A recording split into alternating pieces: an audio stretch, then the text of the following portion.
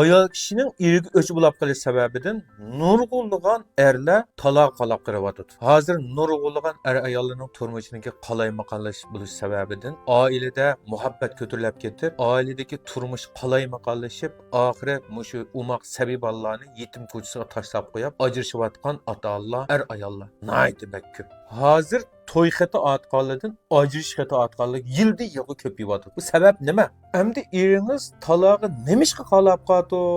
To'g'risida siz o'zingiz to'g'risida obda o'ylanib baqdingizmi yo'q? Taloqi chiqqanda shu gulday yasanib taloqi chiqsizlar, uy kiysanglar, o'zinglarningki kiyim-kechak yoki bo'lmasa badan qurilishinglarga qat'iy diqqat qilmaysiz. Oddiysi choshsanglarmi paxal bosqa harvuday qilib o'ltirsizlar. Bu to'g'risidami so'zga tursak, bu tomoq itish, tozalik jalni so'zga tursak bakchiq gap. Eng muhim masala meditsina nuqtai aytgan chig'imizda o'zinglardagi oddiy bir o'lchilikni chiqib qolsa, mushu to'g'risida bir azroq o'ylanib, mush to'g'risida o'zingni kutib baqdingmi yo'qmi? Eringlar sizlardan rozi bo'ldimi, bo'lmadimi? Qachon qarasa har xil badbuyoqlar chiqib kelgan, o'lchilik chiqib ketgan.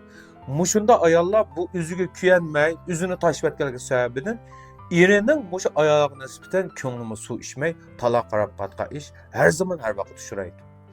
Shunga endi biz erlarningki taloq qarab qilishini turmushdagi nurg'unlagan mijoz xuluq kelishanmaslik, tomoq etish, kirqat yuyish, bola beqish jihatdagi u to'g'risida men bu yer so'zlab o'tayotgan jamiyatshunos emas. Faqat mushu ayollar o'zining badanidagi bo'lib mushu baliyatqu tuxumdonga qarata birini tug'ib bo'ldim, to'rtni tug'ib bo'ldim endi mening vazifam tugadi emas. Toki mushu o'lguchi bo'lgan jarayon ichida o'zinglarningki badaniga o'zinglarni yaxshi kuyansanglar, qachon qarasa badaningdan attir, ambar, turoqlar taqilib tursa, badbo'y, suydi o'lchilik jiqib shundoq patpur proqlar tutqash bo'lsa, har qanday er kishi bunda ayollarga chidab turib olmaydi tuqqanlar. Shunga deydiganimiz ayollar o'zinglarningki badaniga bulubmu baliyatqu tuxumdonning ziyodanbek hayotiy kishining muddatdan chiqinib ketishining oldini olish uchun o'zinglarni vaqti kutib turishinglarni. Shu sababdan mush inoq bo'lgan bir oilaniki yemirilib ketmay, bolalarni yetimlar ko'chasida sarson bo'lib ketishiningki oldini olishinglarni